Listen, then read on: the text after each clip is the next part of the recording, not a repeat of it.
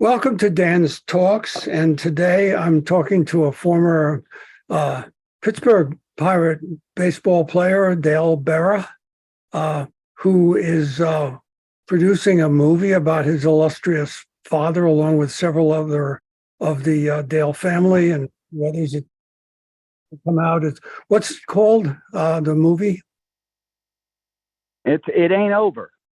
It ain't over until it's over, but it's ain't over is the name of the movie, and Correct. it's we're going to talk about that first, and it's scheduled to premiere, which will be on the day before this podcast goes public. Actually, it'll be on the same day, next Thursday. So it's coming out on the day the movie is coming out in more than 100 theaters. I read around the country. It's a biography of Yogi Berra, one of the greatest baseball players of all time, and by his Or family. a documentary, a better name than biography, I think. Sure, absolutely. And Okay. so one of the interesting parts of it, and I'll ask you about him in a minute, is the fact that, we've seen this with another great ball player out here in the Hamptons, with Carl Yastrzemski. His grandson is now playing center field for San Francisco, as you may know. Mm-hmm. So in this case, talking about here, Yogi played in the 70s, the 50s and 60s. And you played for 10 years as his son for the Pittsburgh Pirates as shortstop and third base. Tell us a little about that and how it goes. And you told this wonderful, I've heard a story about it where he had asked you about what do you think about when the bases are loaded and less than 2 outs? Yes, that was something that we discussed later on, way later on in life. Yep. You know, the funny thing about it is I was too dumb, and I guess that's the word, to really pick my dad's brain and actually use his philosophies. You know, you get a lot smarter when you get older, and you also understand things a lot better. My dad had the most amazing innate ability to play the game.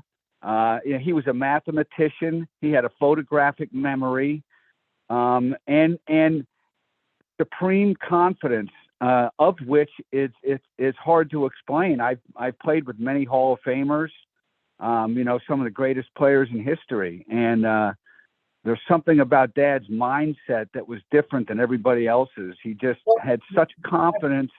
That was the story you told.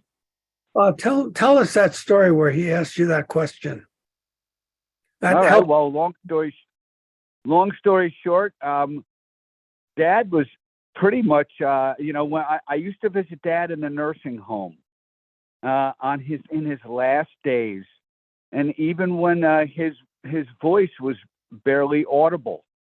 But whenever I brought up baseball, when me and him were alone, all of a sudden his voice would click up a little bit, and he would get that Yogi voice back again that I was used to as a kid and growing up. And one time we were talking about hitting, and he asked me, he said, "Dale, what did you think about when the bases were loaded and less than 2 outs?"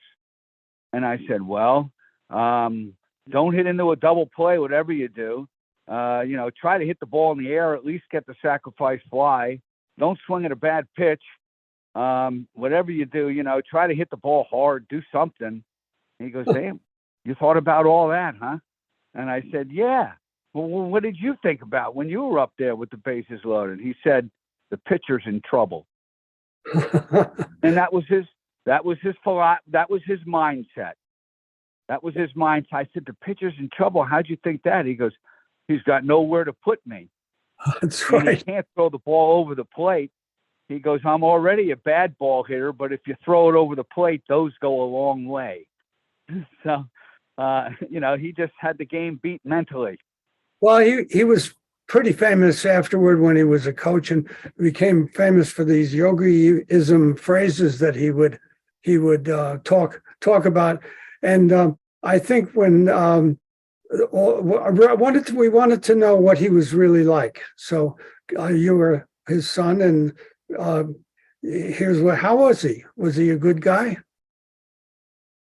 The best thing not the best thing, but what I can say about him, he was the most unaffected man I've ever known. The most unaffected icon in history. He really did not think he was special, and he raised us the exact same way. There's just it's hard to explain. He would treat the landscaper or the dry cleaner exactly like he treated a Wall Street CEO or a president of the United States. He didn't know any different. He just respected people, and he liked people, and he did it without thinking. That was the trick. His whole persona was such that when people were finished speaking with him, they would think, "My gosh, for such an icon, he certainly doesn't come off that way. He just makes everybody feel very special." And that's the best thing I can say about him. And as a father, the relationship between my mom and dad that we got to witness, and as little kids didn't know any better, because what did we know? We just this is the way we were raised. But when I look back on it, and when I've seen the relationships I've been in and my brothers and been through in our whole lives, you see how special that they were together and how amazing they were. It was just an honor and a treat to grow up with the man. And that's how the movie is trying to transmit that to the people who go to the movie to see it. Well, the movie, the documentary is pretty much about the forgotten superstar that Yogi Berra was. The 18-time All-Star, the 10-time world champion, the 3-time MVP, and 4 other times finished in the top 3 in voting. The guy who hit more home runs 6 years in a row than strikeouts in a single season. The most feared man in baseball. People don't remember that. People remember him for his sayings. People remember him for Yogi Berra. People remember him for being this funny character. Yeah. And the movie kind of starts off with Willie Mays, Hank Aaron, Sandy Koufax, and Johnny Bench as the 4 living greatest players alive. Along with him. And strangely enough, there wasn't a 5th guy out there. Those 4 belonged, absolutely. But there certainly was room for a 5th man out there, and he should have been out there. And that's what the movie is pretty much about. How Yogi's persona interfered with the fact that he wasn't considered one of the 5 greatest living ball players, given all, everything that he accomplished and the kind of man he was.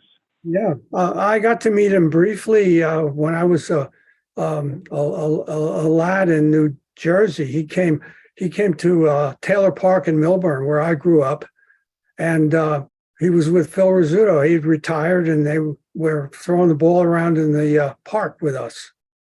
And How about that? Yeah, I got to meet him again when you came. This was this artist writers baseball game that we've been playing out here in the Hamptons now for 67 or 70 years in a row, and you participated in it at least one year, and which we found in the archives, which was in 2000.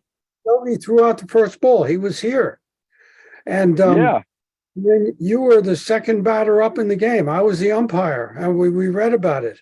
And the first pitch into you hit over the fence into the tennis courts for a home run. That was the first pitch in the game.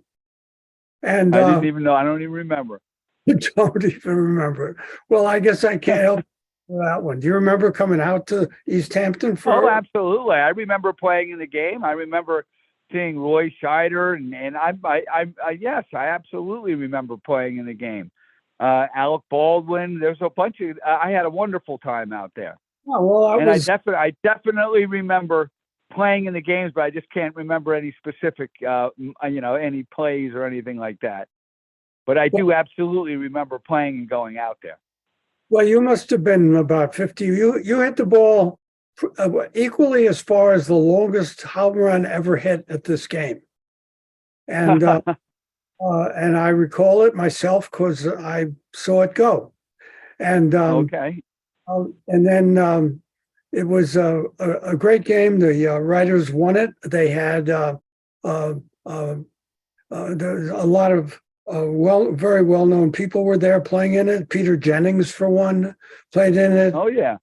George Plimpton was playing it. You mentioned Roy Scheider, who was the absolutely. And we were all out there. We were having the greatest time imaginable. But I remember thinking or hearing one of the players say, "Yeah, he's a major leaguer." So he's meeting you for Yes. that far, and it was quite a day. And Yes. I want to belatedly thank you for coming to that game. And if you care to come again, we'd be happy to have you. The game is this year is August 21, something like that.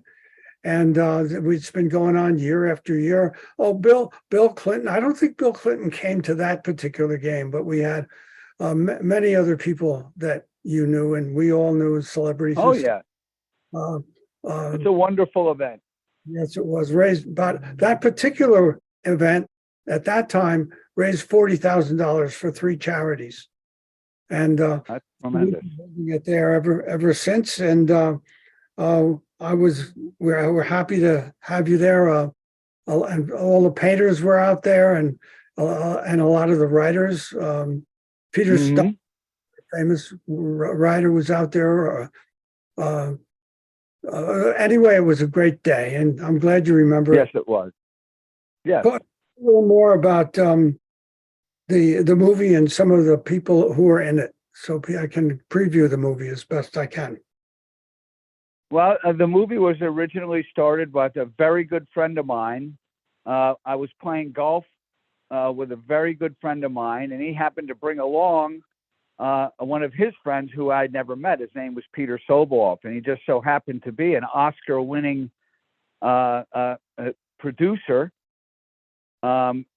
several years before, and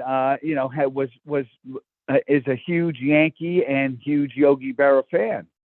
And I met him. We played golf, and afterwards he said to me, "Has there ever been a documentary or a movie about your dad?" And I said, "Well, nothing substantial."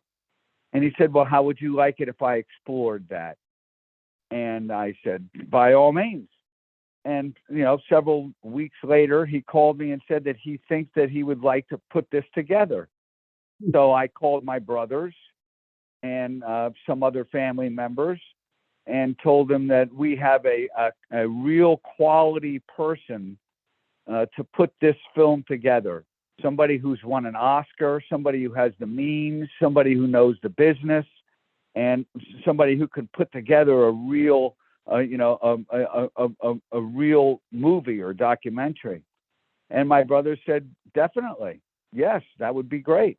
And it just took off from there. Well, and it was. We had Mr. Soboloff hired a director, Sean Mullen, who had to figure out which way that this movie should go, and he had no idea how he was going to do that. He didn't know how he was going to piece together my dad's service at World War II. He didn't know how he was going to piece together his growing up on Dago Hill in St. Louis. He didn't know how he was going to piece together the fact that he won the Presidential Medal of Honor. And so he didn't know which way it was going to go, and he had to figure that out. And He did that doing interviews with all of our family and lots of famous people and lots of ex-players he played with and players that he managed.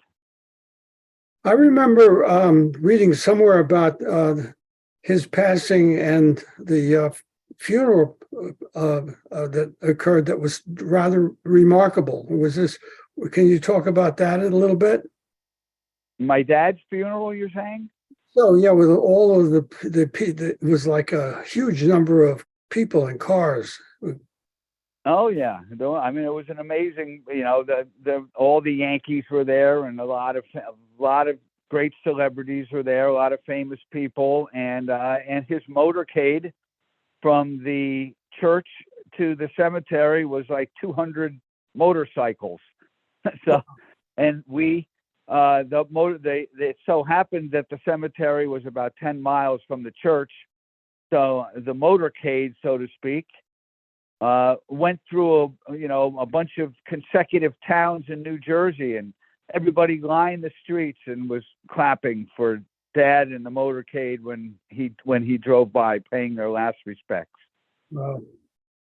If anybody's interested in, there's a lot of the footage that was made at that time was all black and white and on film, and you can see it. And I think one of the most famous plays in history that we've seen over and over today was a particular piece of baseball that took place during the World Series. I'm not quite sure. It might have been 1949 when Jackie Robinson had come in to broke the color barrier and became a Brooklyn Dodger in 1947. And great base stealer. And the footage that you can see, if you want to go online and look for this, which is quite something, and it contains a very emotional Yogi Berra in this, was a footage taken of Jackie being on base and intimidating the pitcher by taking a great lead and then jumping back and so forth and so on, and then heading for home to steal home plate in the middle of the World Series, one of the most impossible feats possible. And the pitcher threw the ball to your dad. That's correct. And that was the famous play in the 1955 World Series. And it was a World Series game, and a lot of dust flew up, and the umpire raised his thumb, said he's safe, and then he made a motion for his being safe. And your dad was like, I tagged him out, and he still was safe, and he remained safe for the rest of the game. And did your dad ever talk about that, about how that came about and what he thought? Well, only that he was very adamant that Jackie Robinson was out for his entire life. And he used to tell her, his wife, Rachel Robinson, after Jackie passed, they were tremendous friends. And every time he saw Rachel, he would give her a hug and say, he was out. And she would laugh like crazy. I can tell you a story in 1946 when my dad was playing for the Newark Bears and Jackie was playing for Montreal in Montreal. This is before either one of them had gotten called to the big leagues. Well, Montreal was a team too. What's that? Montreal was a minor league team then. Exactly. And that's where Jackie played in 1946 before he was called up. And my dad went up there to play him, and he threw dirt. He threw dirt on Jackie's shoes. And Jackie looked back at him and looked at him with a weird eye. And my dad said to him, this is before he came to the big leagues. He said, thank you for your service to our country. And good luck in organized baseball. And that's what he told Jackie, because Jackie Robinson told me himself that Dad was the first player from any team, white player, to welcome him to organized baseball. And from that day on, whenever they played against each other in the World Series in the big leagues, Dad would throw dirt on Jackie Robinson's shoes, and they'd look at each other and smile. Yeah. And Jackie told me this story himself, and he told me that he always wanted to let me know what a fine man my dad was and how much he respected him for welcoming him to organize baseball before anybody else did. Well, what I remember also about that was two things. It was a really good Brooklyn Dodgers. That's the team he joined in the major leagues at that time, who was Dixie Walker. And he was really from Dixie, and they had to let him go. He was their leading hitter in the year before, and he wouldn't play with Jackie. Yeah. And then I think there's a famous scene of the Brooklyn Dodgers shortstop, Pee Wee Reese at that time, throwing his arm around Jackie Robinson during the hazing he was getting to come off the field with him. And it was quite an emotional time, and your dad was a big part of that. And yes. I very much look forward to seeing this movie and hearing what everyone has to say about it. Yogi was probably one of the 10 greatest baseball players in the history of baseball, and I'm glad to have gotten around to being able to talk to his son, and also remember the artist-writers game when Yogi threw out the first ball and you hit your first pitch for a home run when he came out to see you. Well, thank you.